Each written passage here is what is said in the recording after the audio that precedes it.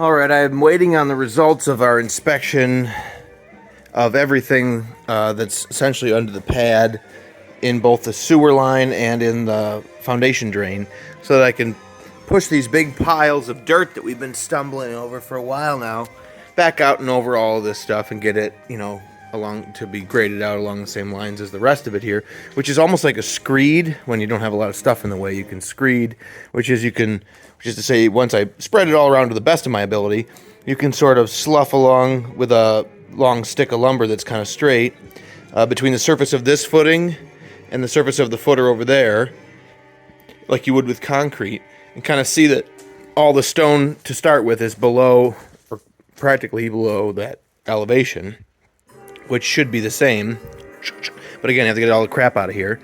And then we can run the plate compactor, and we might find a couple low areas or something. I think I'm going to need to add material, because we've always had a sort of a shallow area here in this whole side of the room, because the block came in on an area that didn't have a lot of stone, and then we never got the block all the way out of the way because we haven't finished blocking up these holes and stuff yet. So this is another order of operations thing, because if we're putting PEX in the garage pad, which I'd like to do, I'd like all of those routes to come, or circuits to come in through this opening and be laid out essentially either across the bottom of it or along one side of it. It's too bad the bottom isn't level and the sides aren't plumb. So regardless, then I can have the guys out to put our window units in and block, because I want everybody here at the mason to do all the work he needs to do all in the same visit or trip or whatever. So then the block would be used up and moved, and then we could get the stone around in here and leveled out, after that. I also want to dig out an area to the side of this pier so that it can be additional kind of pier can be poured in here, whether next to or by, next to the mason's work or by the masons themselves. So then the post can move over, and I just want that to cure up. So that's got to get to a point where it's in there and curing up for a while before we move the post over onto it, maybe a week or two anyway. Not necessarily have to, but I just like to. So I'm just saying there's different things to remember even once we get the concrete piece in there.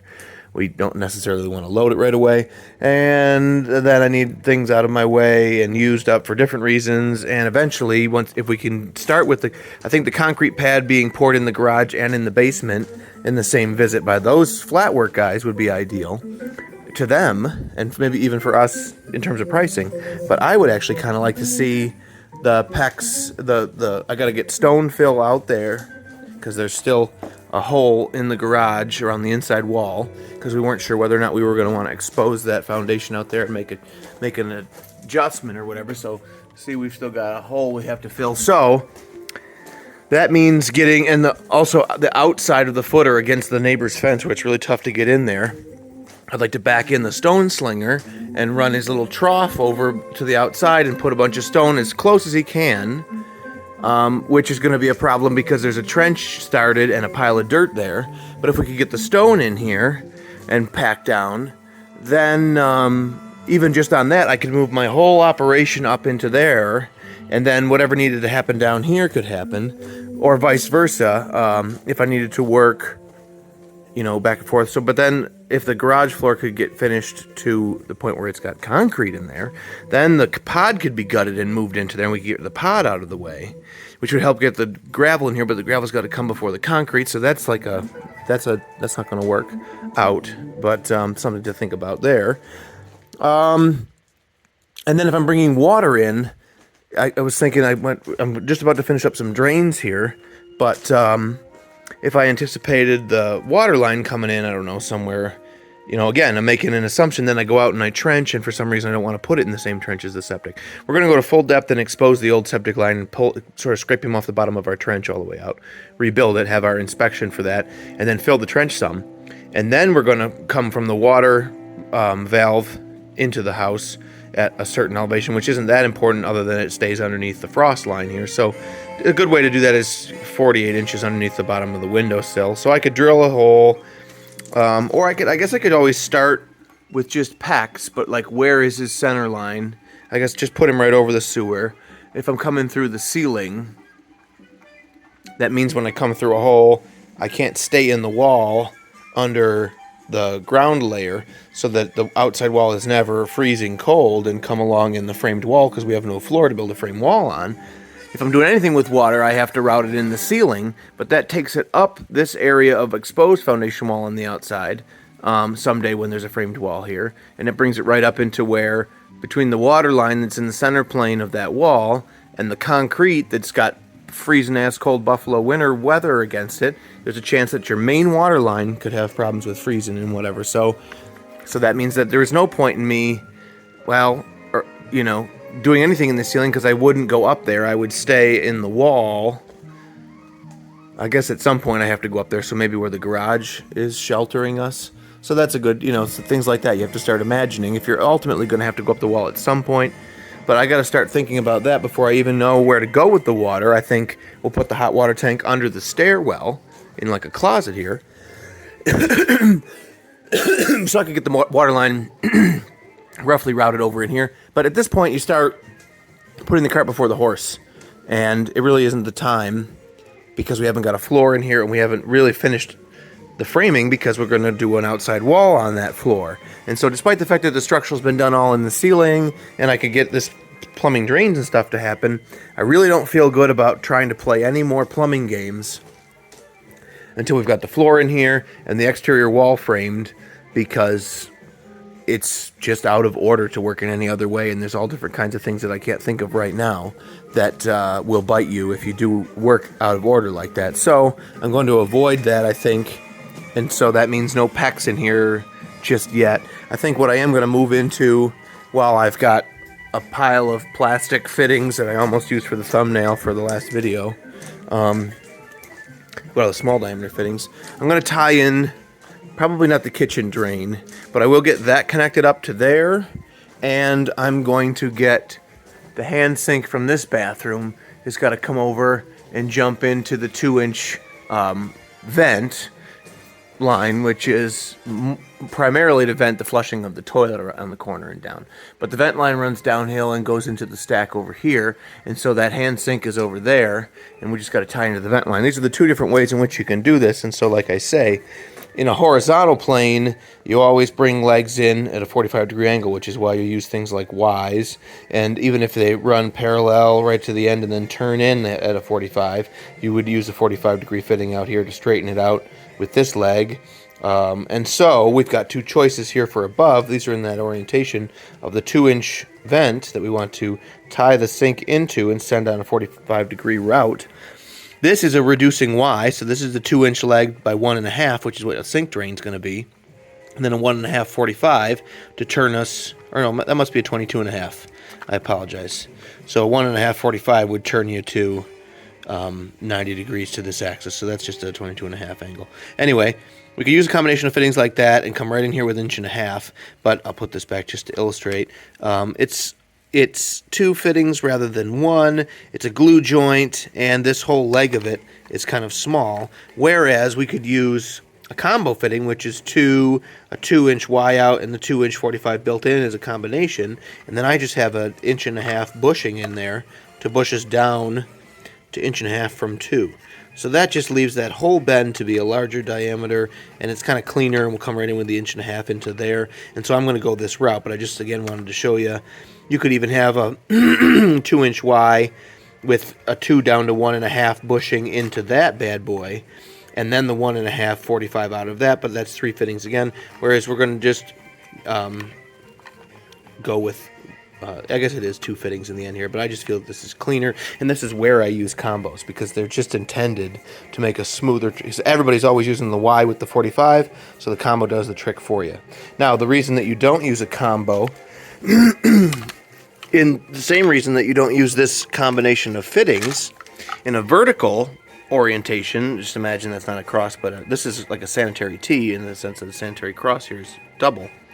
But the sanitary T material can flow along and then roll over the edge and straight down, preserving an air route over it for its own little vent at that junction. Whereas when you put something like this in, or the other combo, it flows along and tops off before it turns the corner and goes down, which ends up pulling a vacuum on a bubble of air that's sealed up as it goes over the corner, rather than the material going over the corner and leaving the air route over it, which is the engineering that's a part of why you shouldn't. Now, this is in here as a clean out, Nothing connects to this. You can just reach in with a snake and clear the line.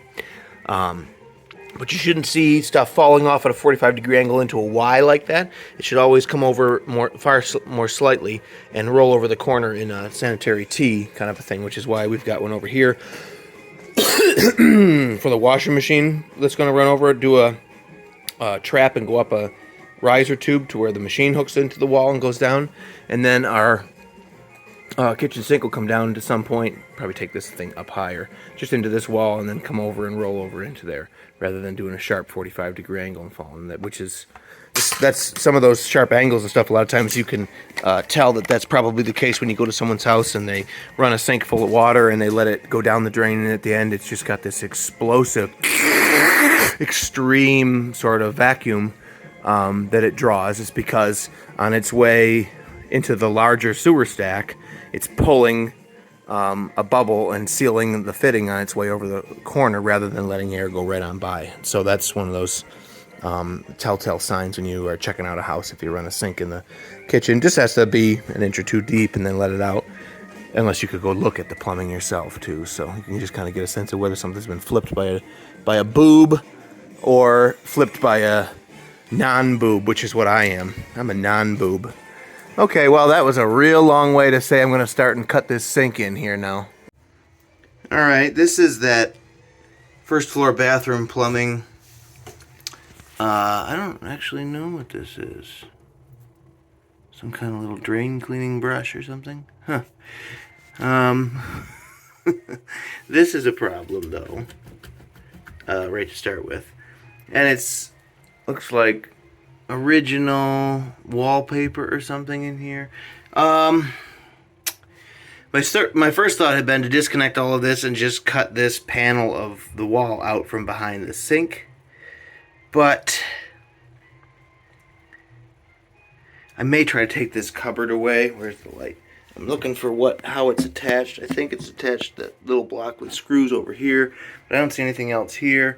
I'll just see. I'm going to disconnect everything up here to start with, because essentially on the framing in this wall, I want the water supply valves attached, and I want the drain to be attached to the framing too. So the only way to do that is to get to the framing. I think I will just try to move this cupboard briefly and see what happens here. Okie silly dokio. That came right out of there. We had, looks like, forever stamp or some kind of a patriotic pattern. But then there was something else in here too. I guess that's with green, unless it's faded and something else. But kind of cool. Always neat to see what you find. And something on the bottom end of these, I don't know what it would be, but I can't get it up and out of here. So I'll just cut it off downstairs a lot shorter. And then there's electricity here that goes up to that. It must be weirdly circular. And so I just clipped the hard line that went to the hard line. It was an extension to the valve. And so later I can spin that off, and this is what we'll put a flexible water supply on. And we'll put an 1.25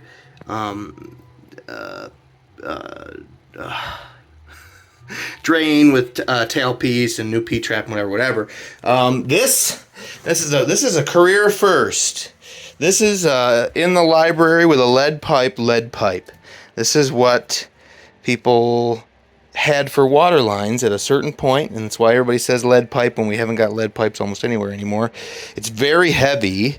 I thought it had been malleable copper, see, because from here down and into the basement area it had been painted, and I figured by looking at it, again, it's obviously not straight. It did the bend that it did, and I should have known, with the age of the house, good chance it could be lead. It's soldered to a brass elbow with a box, like a steel box flange that was chrome, like we use now, although I don't know if you can get that shape now, to disguise the hole in the wall, whatever. So we're going to, and I don't see a stud here, I guess on the right, and maybe around the corner on the left there's something, yeah, back in there. So we're going to have to put a nailer on both sides, and then, ooh, it's extra shallow too. The wall is that's the drywall from the other side. The wall is in the other orientation. The studs are flat in here. Oof. So we've got our work cut out for us in trying to fit. I may have to put a 2x4 in here this way and put a faux back in the cupboard just to make room enough for the stuff that I want to add, which means they're kind of married to this cupboard, which I think in this case is no problem. I don't think we're in a big hurry to do a major bathroom reno after this project for right now. The backsplash on the counter, this is part of the reason why I didn't take the cupboard away, by the way.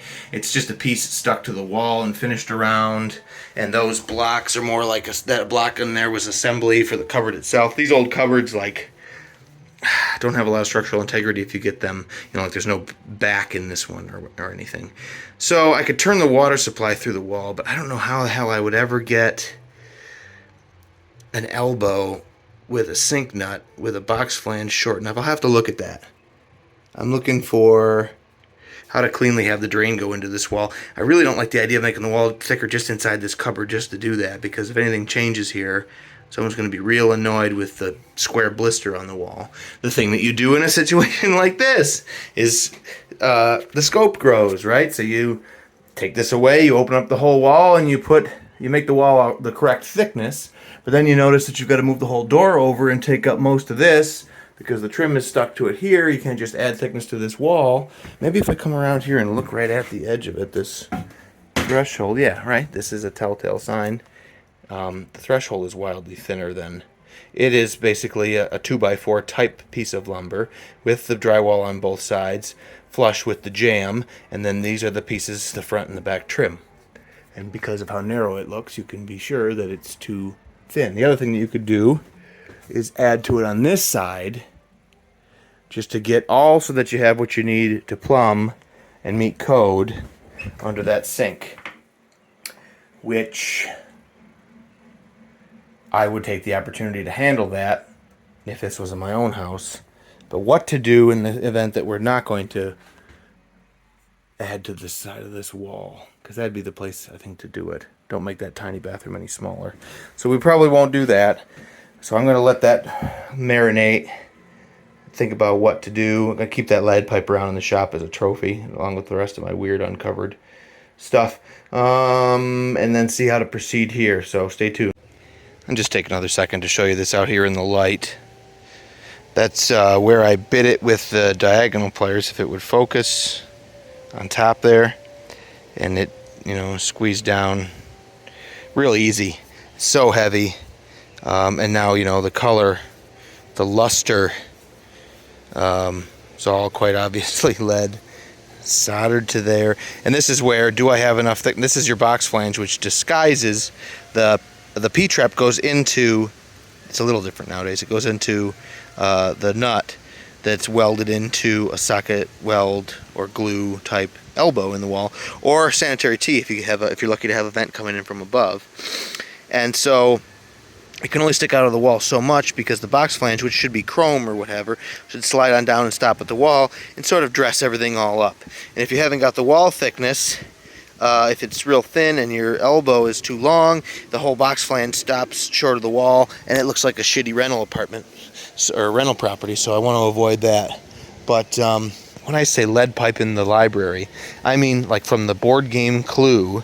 One of the weapons you could use, like there was a candlestick and the butcher knife, was the lead pipe. And in the board game version from my grandmother's musty basement back in the day in the 90s, when I was growing up, the board game was probably from the 60s, and the little game piece for the lead pipe was real lead, and it was bendy and soft. So obviously we don't do that now, because you put that in your mouth, or you handle it and then put your fingers in your mouth. With enough exposure you can get lead poisoning. But this, again, it's just sitting around as a curiosity. I think is pretty cool. By the way, the P-trap, when I grabbed it, just twisted right off there, and it twisted off right in the middle of the trap itself too, which is pretty common. So that whole scenario,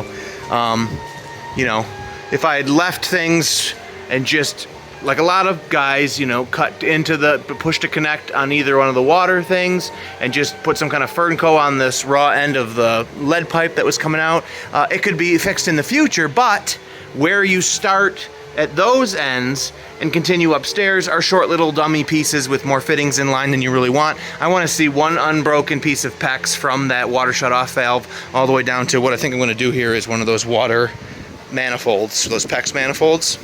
I like those.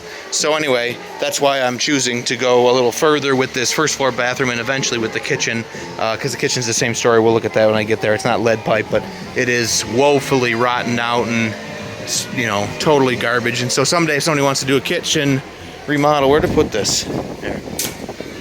We'll make it so that they can do that easily. Okay.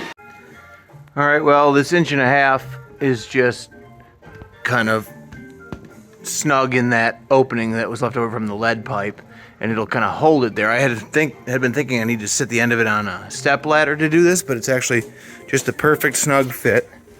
So what I'm going to do is essentially work back from the sink, get a new drain, new P-trap, everything pointed at the back wall under the cupboard, and then see where a good elevation is for that pipe.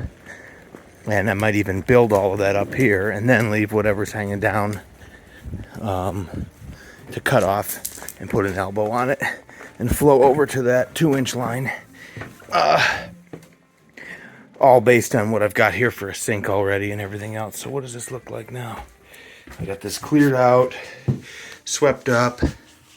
And so that's where I'm saying like the height of this here is going to be based on putting a new drain on, P-trap, and then if we're up here I'll pull that up. If we're down I'll move it down until it's just a comfortable. I got an extension tube because before I think it had one on the tailpiece, but I have the flexibility now to move this up and down so that you don't need any extra components. So I bought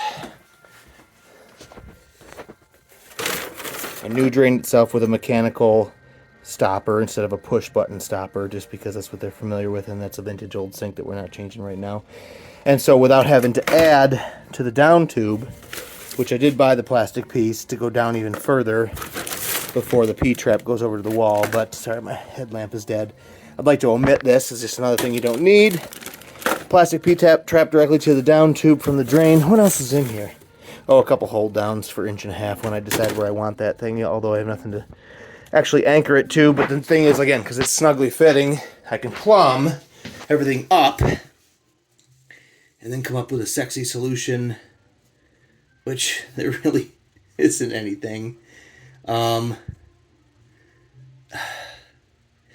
know, being 1.5 inches diameter, it's the full thickness of the cavity in the wall because it's about 1.5 inches thickness of wood, and then everything beyond that is outside and into the cupboard. So I was basically just gonna not put any drywall back. I gotta come back and put the water supply in. I may just let that marinate until I get back to putting the water in. Let's just get it plumbed for today, pick an elevation for this, turn it at, you know, exactly 90, get everything kind of dialed in and snug, and then go downstairs and I can put the elbow on and get over to the main line. And if there's any time left in the day, I can throw dirt and stuff, or stone, back on top. It's so humid. Oh my god, you guys, I can't even think straight. There's no airflow in here. I got the window open. I guess there is some, but it basically makes no difference. It's trying to rain. It's so much nicer outside the house even in terms of temperature, but it's just hot and humid in here. And I've got nowhere to sit or stand or bend to work. And I'm trying to show you what I'm doing, but it's a it really isn't part of this. I'm just doing this as a courtesy, kind of. I want to make sure that this is all right. And then the rough plumbing, which was that's part of the project. I know he's in the right place and I can go back to work. But I just needed this to be in much better shape, and it wasn't. So we'll throw this in on the deal and come back and see what it looks like when I fix it. So I forgot the tripod today, but let me just show you. This is what we're basically down to, sticking out the bottom of the sink down there with that big rubber washer, pulls up into the bottom of the sink base, the basin itself, and then this rubber washer sits underneath the flange at the top. Well, the flange at the top threads off of this thing. So if I spin him counterclockwise, he'll come off. Okay, and then your drain stopper has already come out at that point. but then this would come down through the bottom of the sink. You've got to thread this thing off of that thing there, right? So you come around here and you find out that this hasn't basically ever been changed, probably ever. It's rusted out to the side or corroded out. These are often like brass, I would say, but there's been hair and other stuff stuck in it there. Just to get it to come up off the surface of the porcelain, I had to blast it with the dead blow hammer straight up, like probably half a dozen times before it let go that much. But then you're supposed to hang on to it up there, or one way or the other, hang on to one end of it and thread the other one. I had the monkey wrench on this thing trying to turn it free, because of course it just turns that up here. But basically what I'm saying is you're never going to spin that flange, never going to get this. That's never spinning free of this. So what I'm going to do is I'm going to reach up and hold this with my hand, and I'm going to sawzall off right through here, and I'll pull this part down, I'll take that part up, and then I got to clean everything here, and I can get the new one installed into the sink, and then it's new from the sink, and this is new, and so putting new stuff together from new to new is far easier, and then we'll be back on track here. Alright, so Ed had some mineral spirits around, and I cleaned up the rough opening through the sink. In the body of the sink itself, it has eroded.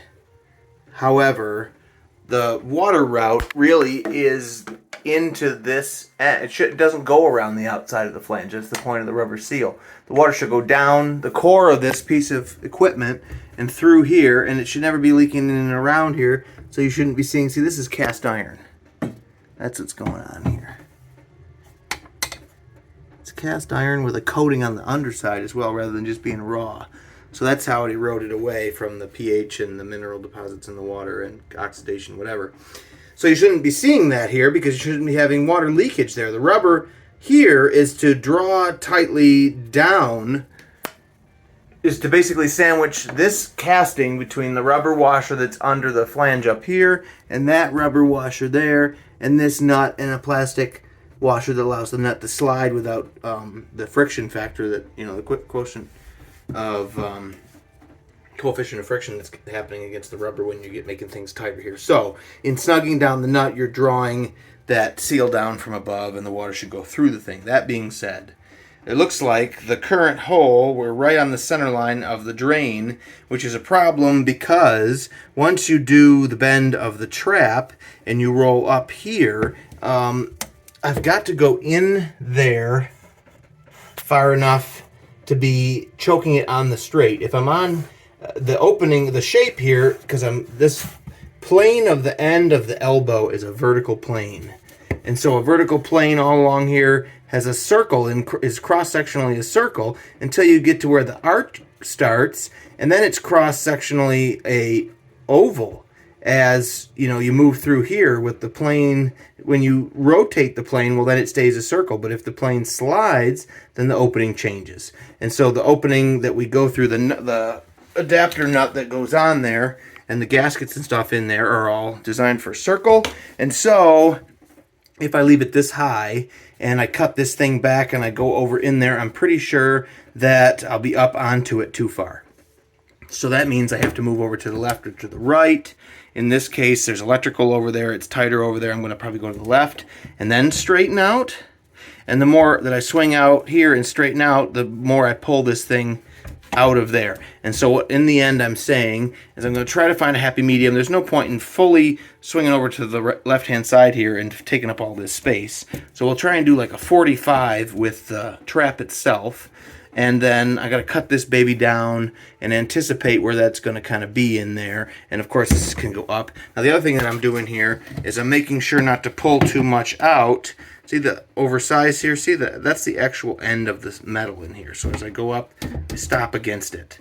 But if I am that high over there, I guess it's no problem. Originally I was thinking that's a problem because the action of the stopper, when you pull that guy there, you need room here. And I started to see that's going to hit the top of this. But we are moving to the left. So I basically don't want to take any more than about half. I don't want to be way down here. Then you run into problems with having to add the extension tube. And we just keep taking up more space here where we like to be able to use this cupboard. So maximum about half of that. Over at about 45. I'd like to completely re-drill a hole rather than trying to drill right next to this hole and like opening it up. So we're kind of going to be over there. So I think to start with, I better go downstairs and drill a new clean hole. Now this isn't right through the subfloor right there. There's the kick that I've got to come through, this height from here to the floor as well. So I basically need a new hole. I need to put him up through the new hole, cut that back, get this trimmed, and get everything, you know, hunky-dory. And then I can glue the elbow to that stick of pipe, and I can glue the adapter nut fitting, I guess is in there right now. That gets glued into the elbow as well. So that all gets glued up and is coming over here, and I pick an elevation. I cut that back, I put the adapter nut on, I get the P-trap going in there, I snug that down, I snug this down, I snug this down. That's been snug. And then I can go downstairs and complete us into the rough in the bigger line downstairs, and then I'm going to call it a day because it's super dark out, it's thunderstorming, and I always am looking for another hand that I don't have to hold the light or whatever. I'm just going to come back with a few more tools tomorrow, but I can get this wrapped up today. All right, well, the best laid plans, those are all just shattered and crispy and kind of rotten from back in the day, although they're fully dry and haven't had water damage for a while. Anyway, everything just fell out between the new hole and the old, so it ended up being just wallered, despite my best efforts. Anyway, we want to be on this side of her. Now, you know, as we look at it upstairs, we move to the left. Now I will use the ladder to support it. Hopefully it doesn't have to move down, because I can't push it down, which it probably will. Well, I could pick up and go over here. I can try to do that if I need to. Anyway, I'll take the primer and the glue up there, and the thing is, I just haven't got anything to hold it to. I'll be able to block over from the joist and put a hole down. At least that much for now. Sorry about the camera angle. Let's go up and see what that looks like. Alright, there you have it. There's a little bit of snugness where this goes through our new hole, or our new side of the hole. And then the rest of this is just snugged up, and so this is sort of holding that leg up. I freed it up because we wanted to go down about an inch at least, if not an inch and a half, before we start losing penetration there.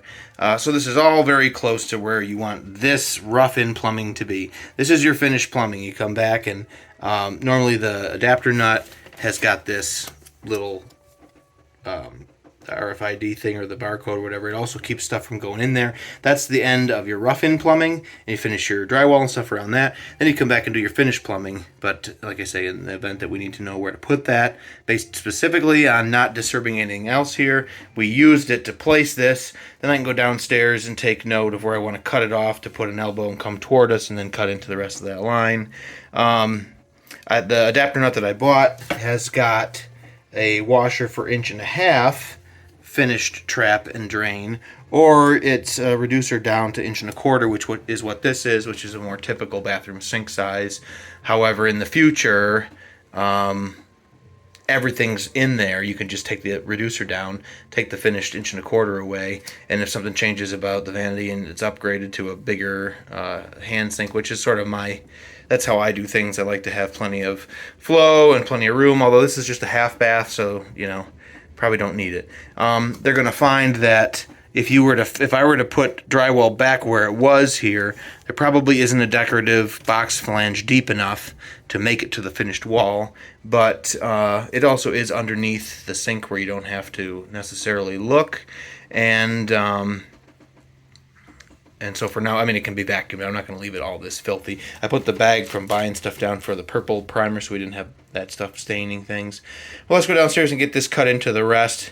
And when we get the vacuum upstairs at a time in the future where it's easier to do, we'll clean all of this type of thing up. But it's a huge improvement. Oh, we'll be back to put water in and reconnect the water supply. I want to get PEX all the way up to the shut-off valves. And that may call for some framing to hold those. And we're going to bite this or hold it to the joist below this right now, but we can throw one more thing on it once we've got some blocking up here for water supply. I'm just not getting involved with the water supply just yet. That's something I want to wait till all the framing's done in the basement, but let's get the rest of this drain tied in and then call it a day. Okay, now I'm just being careful about, I was gonna clip this off, but my shears only go up to 1.25 inch pipe. I'd like to get a bigger shear, so I have to use the Sawzall. I'm just using a hacksaw type blade here. So I started here, which is gonna put me, whatever, 3/4 inch or something, a little less than an inch from the surface of the subfloor. But if you go over to where I'm headed, if I'm touching the subfloor, it's hard to, the parallax and stuff, but from the inside surface of the hub to the imaginary inside surface of this pipe is a little under an inch as well. But the distance from there to here is, 1, 2, 3 and change. So we're a little under 4 feet. If we're a little under 4 inches, or excuse me, a little under 4/4 inch at 1/4 inch a foot from behind me to here, that's about the fall that we want. We want to go from here to there over this distance here. So I know that over here I need to basically install him tight to the subfloor. I had considered cutting, because there's the subfloor boards here, cutting them out with the oscillating tool, because I haven't got a center here anymore. I could have had the forethought to see this coming if I could have started and hole sawed up this layer away and then started on that center and continued my drilling operation, but it just didn't work out like that. So I was going to cut myself some room for the hub to go up into that surface, but I don't need it. I just need to cut this a little higher, install it to where that's tight, and then take a measurement from the hub here. Actually, then I'll cut. Actually, then once I'm in there tight, now see, I was using my center line before, and I'm glad I didn't cut that fitting in, because I've moved over, I would have been cranked at a funky angle here. So once I've got this up tight to the subfloor, and I'm not gluing, but just dry fit up there and point it over, I'll get this line with the laser, and based on the outlet location of the fitting I'm going to use, I'll extrapolate over to one end and the other and cut that chunk out, and then cram that fitting in there, and then from the inlet to that to the elbow I can get the last measurement, make this stick that goes from here to there. I'm sorry I'm telling you about all this. I left again the tripod at home, so I can't time lapse it, but that's why, again, I like a solid piece over there to prove out everything else I have going on. And then I can place that fitting in there right where I want it.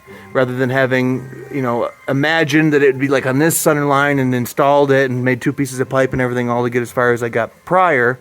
And then come back and find out that the one can get a little shorter, but I need to basically pull out 4-6 feet of pipe for being too short by a few inches, and either put a new fresh piece in or use a coupling. It starts looking unprofessional and it's just shitty. So I'm glad of my work order here. I'm glad of cutting that fitting in when I get to them. So see how that turns out.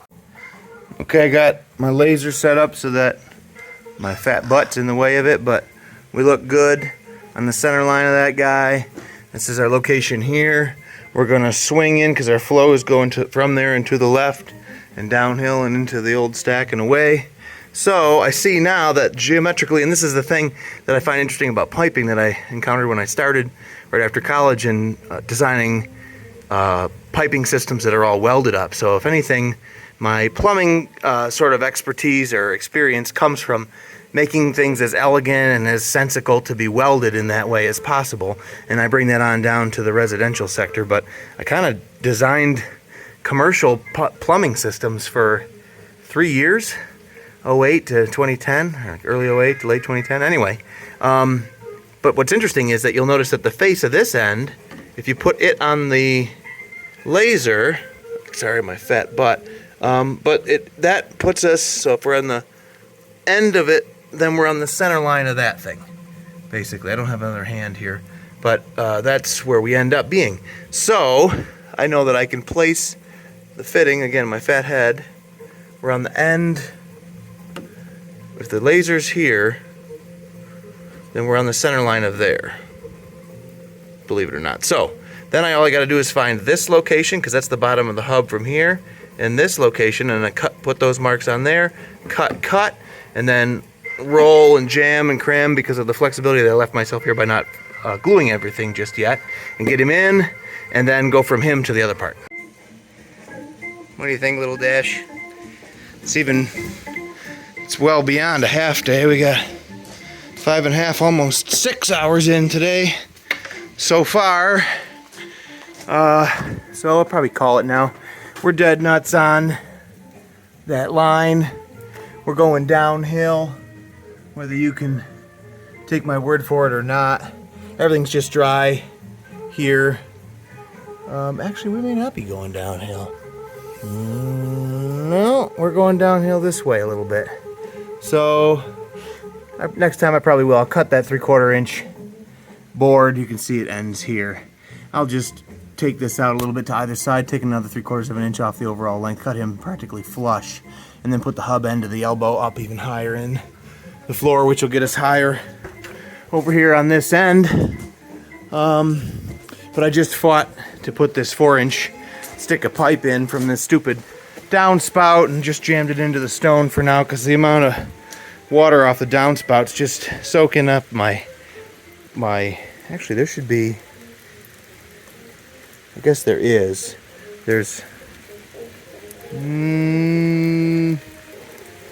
supposed to be lumber across the bottom of that, so I'll have to figure out what the deal is. Anyway, I'm tired of this water coming in like that. That stuff should knock it off now. But anyway, my gloves are soaked and I'm soaked, so I don't feel like making a big sawdust cloud to rain down on me and stick to me right before I get in the car and drive home. That's my justification. I'm gonna call it for today, but we got that sink rebuilt all the way from the basin and dry plumbed into the new, and as soon as that goes down, it'll be going out of here. The kitchen sink will wait on, so I think the rest of this week we may pivot to trying to get the skid steer here, get the landscaping cloth all around, backfill all around, and then I can walk up and start maybe working on the entryway and putting the floor section in, moving the door up. That way, if it's backfilled and that's in, and people can walk up and into the house, that's a step in the right direction for people coming home, folks. Because I just don't think that I'm going to be able to get the mini X. It looks like a rainy week. It's not going to make sense to make a big mud pit. And I got to make a bit of scaffold or something like a trench, what's the name for it? It's not scaffold, trench something. That protects me from the trench caving in on me when I'm down in there. So I want to have that constructed before I go trenching. So you're going to see me figure that problem out before then too. Let's turn the laser off, put him away, go home and lick our wounds, aka work on some reading or something. Oh, and I got the stone and stuff to push in, but I'm just not up for that right now. It's not that kind of a day. But we'll get that done. And as well this week, so actually more dirt work and stuff instead of what I had planned on. It's always an evolution based on the weather, based on material availability, rentals. I may even change my mind again, who knows? Stay tuned. Okay, now I'm just being careful about, I was gonna clip this off, but my shears only go up to 1.25 pipe. I'd like to get a bigger shear, so I have to use the Sawzall. I'm just using a hack saw type blade here. So I started here, which is going to put me whatever 3/4 of an inch or something, a little less than an inch from the surface of the subfloor. But if you go over to where I'm headed, if I'm touching the subfloor, it's hard to the parallax and stuff, but from the inside surface of the hub to the imaginary inside surface of this pipe is a little under an inch as well. But the distance from there to here is, 1, 2, 3 and change. So we're a little under 4 feet. If we're a little under 4 inches, or excuse me, a little under 4/4 of an inch at 1/4 of an inch a foot from behind me to here, that's about the fall that we want. We want to go from here to there over this distance here. So I know that over here I need to basically install him tight to the subfloor. I had considered cutting, because there's the subfloor boards here, cutting them out with the oscillating tool, because I haven't got a center here anymore. I could have had the forethought to see this coming if I could have started and hole sawed up this layer away and then started on that center and continued my drilling operation, but it just didn't work out like that. So I was going to cut myself some room for the hub to go up into that surface, but I don't need it. I just need to cut this a little higher, install it to where that's tight, and then take a measurement from the hub here. Actually, then I'll cut. Once I'm in there tight, now see, I was using my center line before, and I'm glad I didn't cut that fitting in, because I've moved over, I would have been cranked at a funky angle here. So once I've got this up tight to the subfloor, and I'm not gluing, but just dry fit up there and point it over, I'll get this line with the laser, and based on the outlet location of the fitting I'm going to use, I'll extrapolate over to one end and the other, and cut that chunk out, and then, cram that fitting in there, and then from the inlet to that, to the elbow. I can get the last measurement, make this stick that goes from here to there. I'm sorry I'm telling you about all this. I left, again, the tripod at home, so I can't time-lapse it, but that's why, again, I like a solid piece over there to prove out everything else I have going on, and then I can place that fitting in there right where I want it, rather than having, you know, imagined that it would be like on this center line and installed it and made 2 pieces of pipe and everything all to get as far as I got prior, and then come back and find out that the one can get a little shorter, but I need to basically pull out 4 6 feet of pipe for being too short by a few inches, and either put a new fresh piece in or use a coupling, and starts looking unprofessional, and it's just shitty. So I'm glad of my work order here. I'm glad of cutting that fitting in when I get to them. So let's see how that turns out.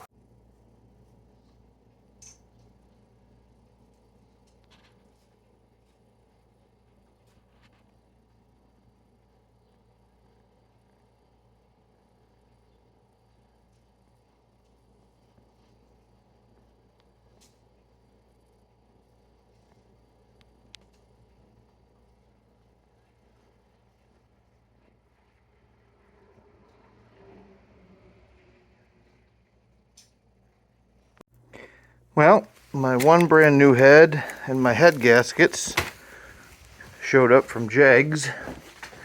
The other head, I don't know where he is, but likely en route. The old heads, pop the hood. There's the replacements that I bolted up and torqued down and lubed with assembly lube before I realized that the carbureted heads are an entirely different thing than the EFI heads. So, car's torn apart at Don's for a front ball joint replacement, and Miss Merrill's car needs front ball joints as well, and she needs her own wheels today. So we're down to my only means of conveyance. One of 4 units. More specifically, one of 2 runners with new tires that are on the road. So this is what we're doing. All right, let's go over to the job site.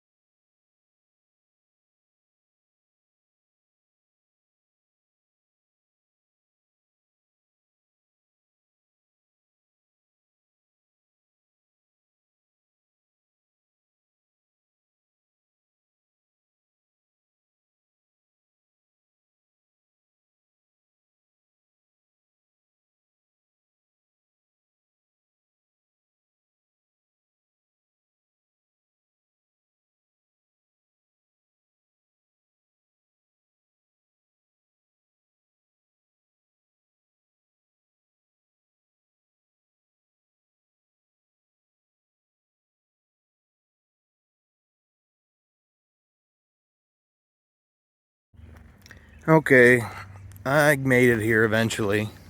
I shouldn't have said one of 2 runners. I've got 4. I've got 3 runners.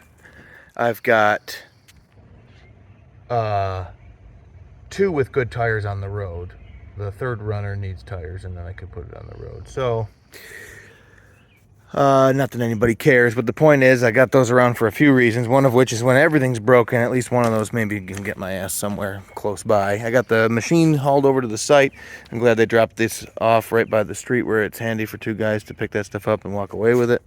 Oh well, hopefully that's not something I have to worry about. I got 20 tons or so triaxle load of washed twos, and so these are what we've got all around to a certain depth, except for, I think we need a little bit, well, we've got that, this is the thing, I started trenching here and then I got waylaid, which is going to be a problem, see, because I started filling with stone over here to try and be able to drive in, so I wouldn't need the slinger again, because that's kind of expensive, but I'd like to fill the whole garage up so it doesn't have any wash number twos even started in there. We got some drain tile, and then we've got a full depth basement wall here with nothing, so that could get some in there. I just was having a problem once I put them here fresh, trying to drive in here. They just kept sloughing off to the side, which I think they still might try and do, not to mention I can't get through this pile of dirt that easily.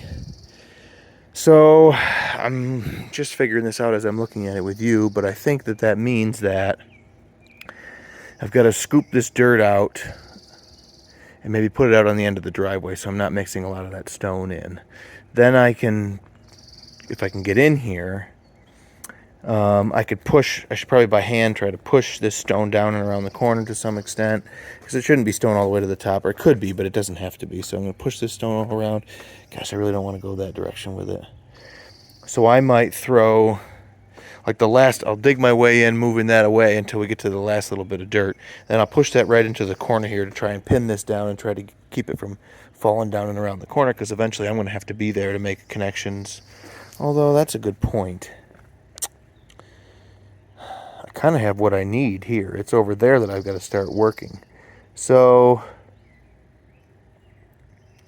I guess I could push some of that stone around here, as long as I keep 2 or 3 feet of this end of pipe exposed so I can take off and go with that when I get out to that point. My goal here is to make it so that I can drive here. Of course, we need to have some stone over there, so if I could drive over here with the skid steer once this is filled and dump it there, it's even quicker to get it connected up to over to that point. And then I guess we got to do everything with stone first. I can't do any dirt placement because I've got to roll out landscaping cloth on top of the stone, which should keep any sediment and small fine materials washing through from above, from the dirt itself, down into the stone. So see, we got to sort of do that the way we did it here so that we could throw some dirt out. We've kind of got to show that that's the case all around here. So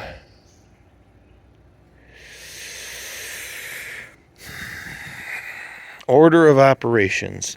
We've got to roll a landscaping cloth, so I suppose I'll start with that and I'll roll it out around the front, because the goal in the end today is to backfill completely up to the entryway, because that needs that new floor before you can walk right up and walk into the house. So I want to get, I guess, the landscape cloth all around here, all around there, and call in that inspection. And then you know what? That's what I'll do. So I'll get the landscape cloth all around here. We'll roll out that roll all around. I'll throw a little bit of stone on it here and there to hold it down flat. I'll call in for the inspection from the town. They should be able to shoot over here, hopefully. And if they can, then I can take this dirt and go right over here and put this dirt in this hole to start and fill this up, because we ended up with an overly large excavation here. And so once they've said that the landscape cloth looks good, I'll put all that dirt that came out of the trench on here. And then we've got some dirt in the back that I can continue to fill with. And so my priority will be to fill up to a point where I can, essentially to the top level of the waterproofing. And then I'll probably put a little bit of stone back on top of that so it isn't slimy mud as a work surface. So I'll just put a little bit of this on top to make it nice and handy to be on top of it. And then I can walk up here and commence to taking the storm door off, taking the trim off the outside door all the way, taking the baseboard and trim off the inside, and cutting the bottom up so that there's room to come out and around with a 2x8 rim board. Because now that I've wrapped my brain around it, the floor system of the house is 2x8, and so if I put a 2x8 system on here, we should come in real close. I'll have to do some messing around and maybe do a transition strip in that doorway. But in the end, like we said, this is going to be an exterior door with a storm door over it. And you have to kind of, because you are going to be heating the air that's underneath there, so you don't want to be just pissing that heat out. In the future, somebody can open up the walls and ceiling in here and see if that's in fact what's occurring, but the worst place is going to be where there's no real door in it, so that's going to have a real door in it. So I can walk up and work on essentially carpentry and construction right here when I come back from taking next week off. But I got to get to that point today, and so that's kind of what we're going to work on. What does that mean? We'll get the landscape cloth rolled out, we'll call in the inspection, we'll put the dirt. I was talking about the garage, but I guess once the dirt's out of the way then, and the inspection will have been done because I put the dirt over on top of the landscape cloth, then I can do a little bit of dirt here and try to drive in here, and then fill with as much stone as I think is necessary in here, and then trundle.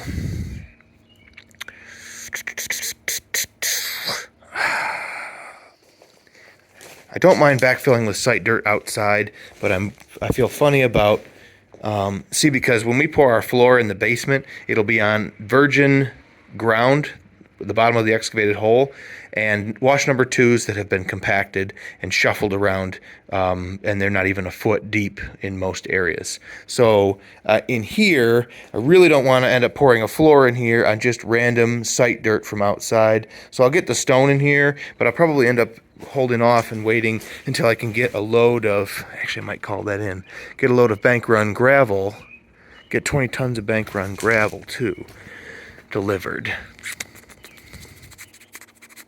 And that would be what I'd like to put in here on top, because that's got no organic materials in it. It's got fines in it, so it'll pack as tightly as possible, and it's as cheap as you can get for a material that packs tightly like that.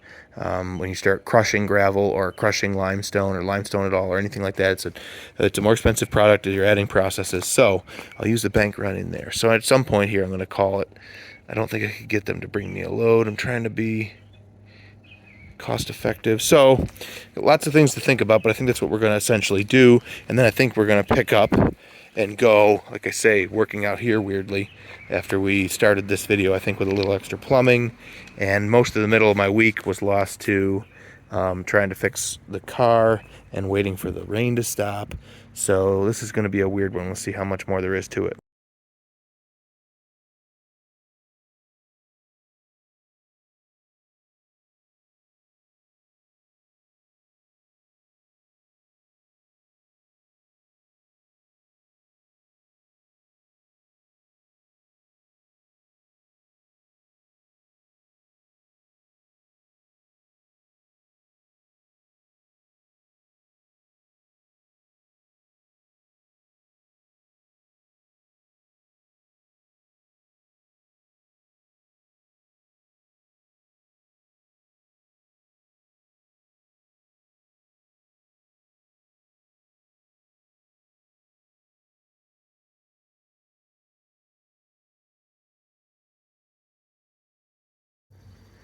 Well, that didn't go too, didn't take too long. Went pretty quickly. Had to do some ripping for narrow areas. In some areas I could roll out the full width. If it was me buying brand new, I'd get the top of the line stuff. I don't know where that rates. That was just a roll that I think I said previously in the series that we found. So we'll use it up first. You know, it's an interesting question to think about, whether that mat becomes fully backed up with silt and fine material over time, if that creates more of a problem or less so. I don't know. It's just an interesting thing. They want to see it done this way, so this is the way that we'll do it. It's also buried underground away from oxygen and sunlight, which is normally the oxidation and the UV rays are normally the hardest sort of elements that erode stuff. So I like to think that it'll be good for a nice long time. It's probably fully synthetic, although I'm not really sure. And I don't know where the outside package went, because Ed was the first person to pull some out in the back so he could throw some dirt out, and I don't know, he probably threw away the packaging. So It's what we're going to do here. I'm going to call in the fact that we're ready to look at this much, because I did already previously ask them, you know, can we do 2 inspections with the landscape cloth, one to get me rolling and one to finish up, and she said yeah. So I'm actually going to probably use the rest of this up going down the side of the house here, since it's easy enough to throw some stone on it right here, and it's all just good enough. If I'm really feeling good or need to get rid of some more of that dirt pile in the back, since we've had so much rain, if it's coming apart easily, I will throw a bunch of it in outside here, and so in that case I'll be ready for that, and they'll have seen it. So I guess I'll do that while I wait now.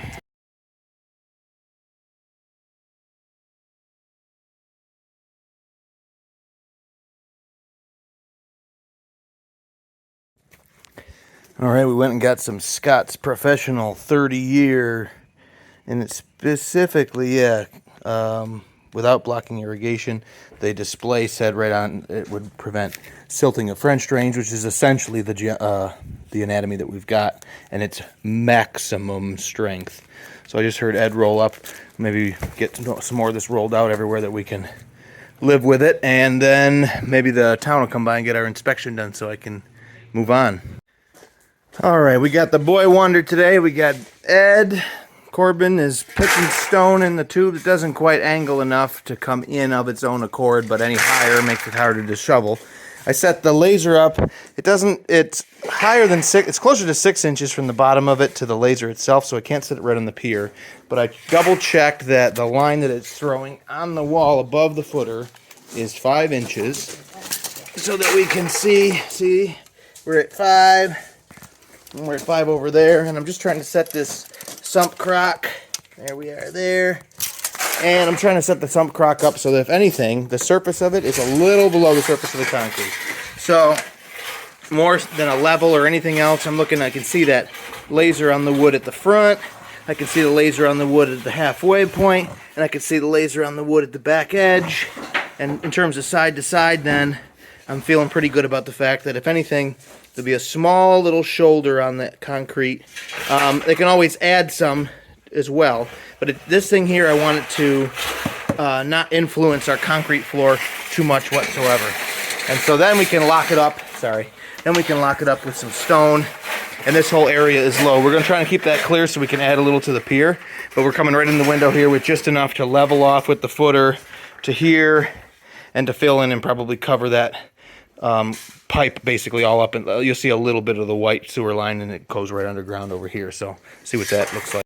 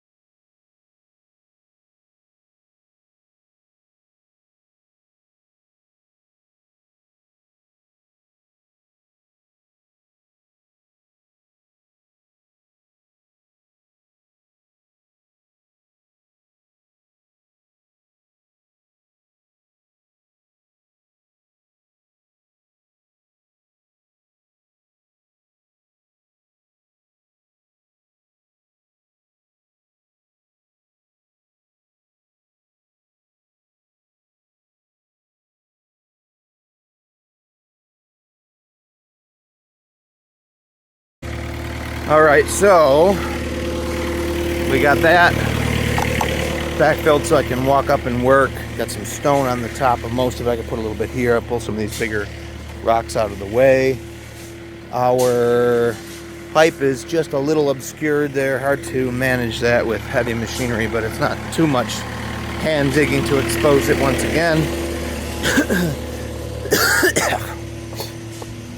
Unfortunately, Sean drove up on this pile a few times with his big skid loader, just making enough room to turn around and come back and stuff like that. So I don't think it was intentional, but it packed it up tightly. I'm glad I started working on it after we got all this rain, because there's probably no way I would have gotten a bite of it when it was all hardened and sun baked there prior. Ed's getting stone just around the end of the garage where we hadn't gotten it on top of the footing. Drains, got to get a little bit there. Then we got to see how much more has to go in the tube to go in the basement. And that, so I don't think we're going to have the mason come and block up holes and put windows in until we have the floor poured, because I think we want to come through the window with the concrete, whether it's wheelbarrows or a conveyor or the pump truck or whatever. We want to come through the holes. So that means everything in here has to be out of here to prep for the concrete floor pour, but also including the block, because it won't be used before we're ready to pour the floor. So unfortunately, it's going to come back out and go on the ground. However, just to make that as easy as possible, we can walk up inside and set it here. I'm going to backfill up now that we've got our inspection on half of the backfill cloth, or whatever you want to call it. So I'll set up the camera here, but I'm going to fill up here to basically level.